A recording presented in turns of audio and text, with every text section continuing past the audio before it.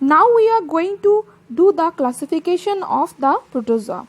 According to the old classification, it was classified as under the animal kingdom, where it was a subkingdom with metazoa. Now, on that classification, it was further classified into 5 classes, that is Rhizopoda, Mycetozoa, Mastogophora, Sporozoa, Coleophora. So the first one is Rhizopoda.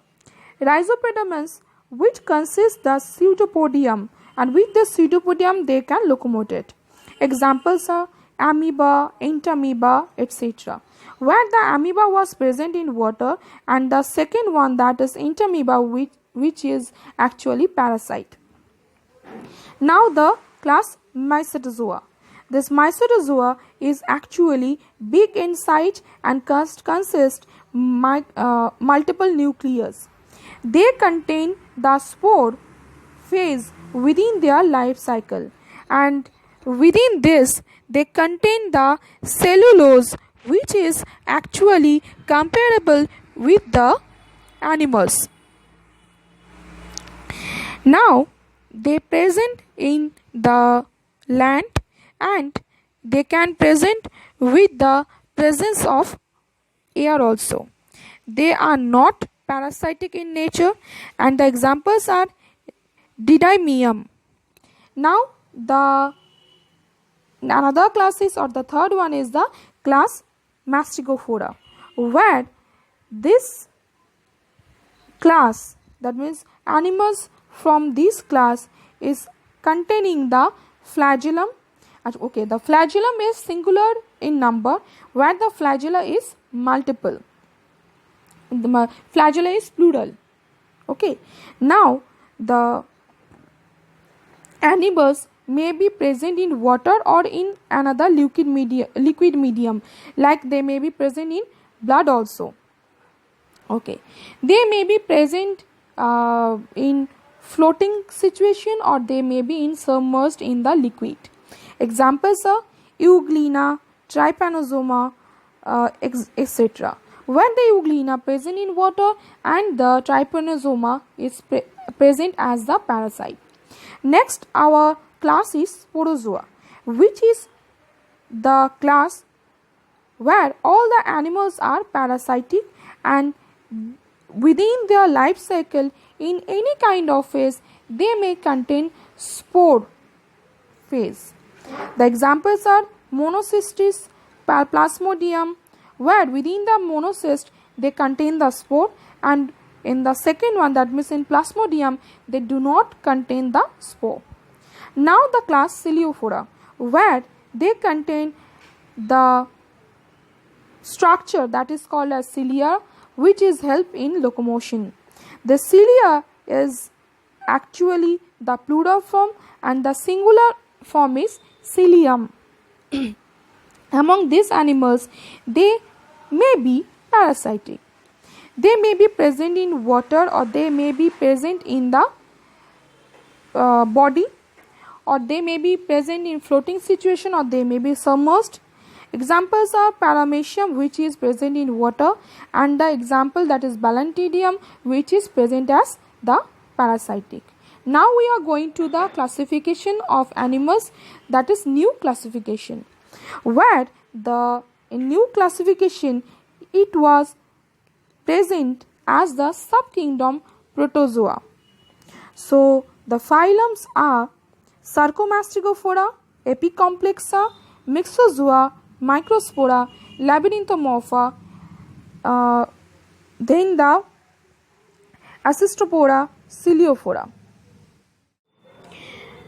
Now I am going to tell you about the characteristics of phylum Sarcomastigophora, where they go through the locomotion by either pseudopodia or by flagella or by the both.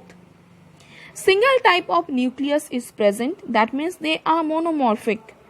Sexual reproduction, if present, that will be happen by the syngamy. Next, sperm formation is totally absent in this phylum. Examples are amoeba, which locomoted through the pseudopodia, Euglena through the flagella, Opalina, Trichomonas, Trypanosoma. Okay, Trypanosoma locomoted through the flagella. Now I am going to discuss about the subphylums under the Cercomastigophora. So the first subphylum is Mastigophora, where I am going to discuss about the Mastigophora. Here I want to tell you something, that Mastigophora in some book classified as the subphylum, and in some book it is denoted as the superclass. So the characteristics of Mastigophora is, it's very simple. It's the primitive form. They have the frum pellicle with them. Their locomotory organ is the flagella. That's why they are containing one or more flagellum, and they go through the reproduction with the longitudinal fission through the asexual reproduction. Nutrition is autotrophic, that means they can form their own food, or heterotrophic, that means they can dependent for the food on other organism, or they may be both of them.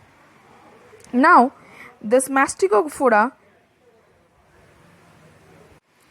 further classified as Phytomastigophora.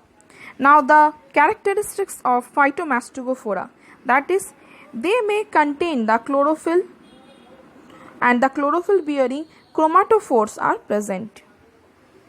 Now among them, some of them may be without the green color because they don't have the chloroplast. Nutrition may be holophytic or phototrophy. They reserve their food as the starch or paramylon. Flagella may be one or two, or sometimes more than that. Now I am going to tell you the another class, that is Zoomastigophora. Zoomastigophora is that type of class where the animals do not contain the chlorophyll or the chromatophores, so they are not green in color. Okay, here I want to tell you that in Phytomastigophora, the examples are Euglena, who are present in water, and in Zoomastigophora, the example is Giardia, which is present in the intestine of the man. Okay, the animals from the Zoomastigophora, that means the organism from the Zoomastigophora, are mostly parasitic. The nutrition is holozoic or saprozoic. They have the flagella, that is maybe one in number or maybe many in number. They reserve the food as the glycogen. Now the second subphylum, that is Opalinata, and the characteristics of Opalinata are: entire body is covered by the cilia-like flagella. Nuclei may be present in two number or maybe many, but the nucleus is monomorphic, that means of single type. Reproduction can take place through the binary fission or by the syngamy. Parasitic mainly in frogs and toads. Examples are Opalina, etc. Superclass Cercodia is given here. Okay, I told you that in some book it was given as subphylum, and in some it is classified as the superclass.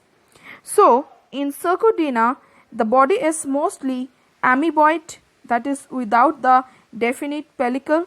Some of them with a skeleton or skeleton of some kind. Locomotion takes place through the pseudopodia. Nutrition is holozoic or saprozoic.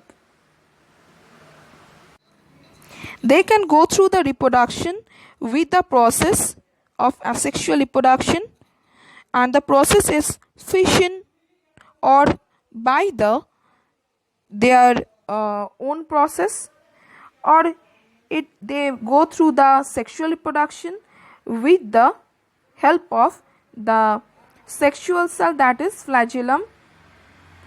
They may contain the pseudopodia. Okay.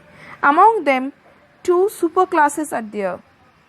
One is Rhizopoda and another is the superclass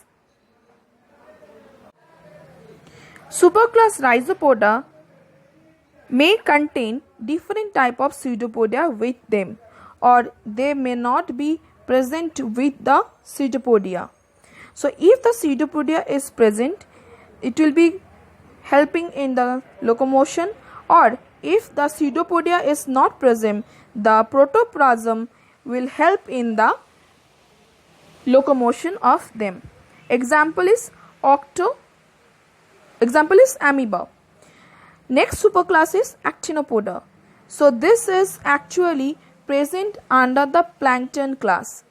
Exopodia contain the very small pseudopodia with them, where they contain the silica or strontium sulfate to form the